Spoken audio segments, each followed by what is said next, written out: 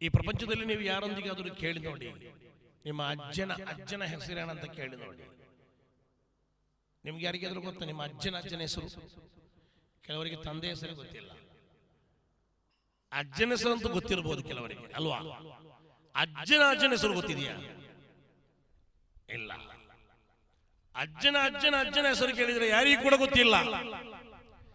ಆದರೆ 1400 ವರ್ಷಗಳ ಹಿಂದೆ ನಮ್ಮನ್ನಗಲಿ ಹೋಗಿರುವ ಪ್ರವಾದಿ ಮುಹಮ್ಮದ್ ಸಲ್ಲಲ್ಲಾಹು ಅಲೈಹಿ ವಸಲ್ಲಂ ಅವರ ತಂದೆಯಾರು, ತಂದೆಯ ತಂದೆಯಾರು, ತಂದೆಯ ತಂದೆಯ ತಂದೆಯಾರು, ತಂದೆಯ ತಂದೆಯ ತಂದೆಯ ತಂದೆಯಾರು, ಈ ರೀತಿ 20ರಷ್ಟು ಬರುವ ತಂದೆಯಂದಿರ ಮುತ್ತಾತಂದಿರ ಹೆಸರು ಸಹೀಹುಲ್ ಬುಖಾರಿಯಲ್ಲಿದೆ. ಸುಮಾರು 70-80ರಷ್ಟು ಬರುವ ತಂದೆಯಂದಿರ ಹೆಸರು ಇಸ್ಲಾಮಿಕ್ ಚರಿತ್ರೆಯಲ್ಲಿ ರೆಕಾರ್ಡ್ ಆಗಿದೆ.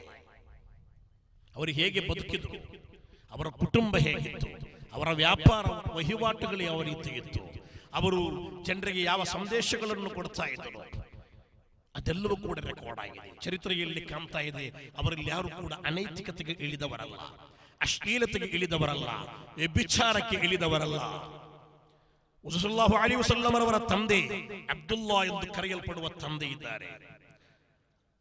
ಅವರು ತುಂಬಾ ಚಂದ ಇರುವ ಮನುಷ್ಯ. ಮೊಹಮ್ಮದ್ ಪೈಗಂಬರ್ ಅವರ ಸೌಂದರ್ಯದ ಬಗ್ಗೆ ಎಷ್ಟೋ ದೊಡ್ಡ ದೊಡ್ಡ ಗ್ರಂಥಗಳಿವೆ. ಅವರೇ ಅಷ್ಟು ಚಂದ ಇರುವಾಗ ತಂದೆ ಚಂದ ಇರಲೇಬೇಕಲ್ವಾ? ತುಂಬಾ ಸುಂದರಾಂಗನಾಗಿದ್ದರು. ಅರೇಬಿಯಾದ ತುಂಬಾ ಸೌಂದರ್ಯವಿರುವ ಬ್ಯೂಟಿ ಇರುವ ವ್ಯಕ್ತಿಯಾಗಿದ್ದರು ಅಬ್ದುಲ್ಲಾ.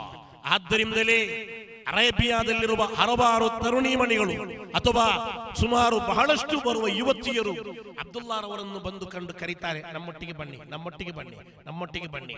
ಅವತ್ತು ಕೋರ್ಟ್ ಇಲ್ಲ, ಅವತ್ತು ಕಟ್ಟಳೆ ಇಲ್ಲ, ಅವತ್ತು ನಿಯಮವಿಲ್ಲ, ಅವತ್ತು ಅತ್ಯಾಚಾರ ಮಾಡಬಾರ್ದಂತ ಹೇಳುವವರು ಯಾರು ಇಲ್ಲ, ಅವತ್ತು ಪ್ರವಾದಿಗಳಿಲ್ಲ, ಅವತ್ತು ಹರಾಮ ಹಲಾಲಗಳಿಲ್ಲ. ಯಾರಿಗೆ ಹೇಗೆ ಬೇಕಾದರೂ ಏನು ಬೇಕಾದರೂ ಮಾಡಬಹುದಾದ ಒಂದು ಕಾಲವಾಗಿತ್ತು. ಆದರೆ ಅಬ್ದುಲ್ಲಾ ರಲಿಯಲ್ಲಾಹು ಅನ್ಹು ಆ ರೀತಿಯ ಅನೈತಿಕತೆಗೆ ಇಳಿದವರಲ್ಲ. ಅವರು ಹೇಳುತ್ತಾರೆ, ನಿಮ್ಮೊಂದಿಗೆ ನಾನು ಬಂದು ಅಶ್ಲೀಲತೆಗಳನ್ನು ಮಾಡುವುದಕ್ಕಿಂತ ಬದಲು ಅದಕ್ಕಿಂತ 1 ನಿಮಿಷ ಮುಂಚೆ ಸತ್ರು ಪರವಾಗಿಲ್ಲ, ನಾನು ಒಳ್ಳೆಯ ರೆಸ್ಪೆಕ್ಟೆಡ್ ಫ್ಯಾಮಿಲಿಯಿಂದ ಬಂದವನು, ಆದ್ದರಿಂದ ನಿಮ್ಮೊಂದಿಗೆ ಕೆಟ್ಟ ಕೆಲಸಕ್ಕೆ ನಾನಿಲ್ಲ. من الأصلاب الكريمة الفاخرة إلى الأرحام الزكية الطاهرة حتى أخرجني الله من بين أبوي ولم يلتقيا على صفاح قط. ಒಳ್ಳೆಯ ಒಂದು ರೆಸ್ಪೆಕ್ಟೆಡ್ ತಂದೆ ತಾಯಂದಿರು. ಇನ್ನು ಹುಜೂರ್ ಅವರ ಮಕ್ಕಳು, ಅವರ ಮಕ್ಕಳ ಮಕ್ಕಳು, ಅವರ ಮೊಮ್ಮಕ್ಕಳ ಮಕ್ಕಳು, ಅವರ ಮಕ್ಕಳ ಮಕ್ಕಳ ಮಕ್ಕಳ ಮಕ್ಕಳಾಗಿ 30-40ರಷ್ಟು ಬರುವ ತಲೆಮಾರುಗಳು ಇವತ್ತು ನಾವು ಅಹ್ಲೆ ಬೈತ್ ಅಂತ ಕರೀತೇವೆ, ಆಲೆ ರಸೂಲ್ ಅಂತ ಕರೀತೇವೆ, ಸಯ್ಯದ್ಗಳಂತ ಹೇಳಿ ರೆಸ್ಪೆಕ್ಟ್ ಕೊಡುತ್ತೇವೆ. ಆ ರೀತಿ ಹಲವಾರು ತಲೆಮಾರುಗಳು ಇರುವಂತಹ ಒಂದು ರೆಸ್ಪೆಕ್ಟೆಡ್ ಫ್ಯಾಮಿಲಿ ಈ ಜಗತ್ತಿನಲ್ಲಿದ್ದರೆ ತೇರೆ ನಸ್ಲೆ ಪಾಕ್ ಮೇ ಹೇ ಬಚ್ಚ ಬಚ್ಚ ನೂರ್ ಕಾ ತೂ ಹೇ ಐನೆ ನೂರು ತೇರಾ ಸಬ್ ಕರಾನಾ ನೂರ್ ಕಾ. ಈ ಜಗತ್ತಿನ ಪ್ರಕಾಶವಾಗಿ ನೂರುಗಳಾಗಿ ಈ ಜಗತ್ತನ್ನು ಬೆಳಗಿಸುವಂತಹ ಪ್ರಕಾಶವಾಗಿ ಇವತ್ತು ಕೂಡ ಆ ರೆಸ್ಪೆಕ್ಟೆಡ್ ಫ್ಯಾಮಿಲಿ ನಮ್ಮ ಮುಂದಿದೆ.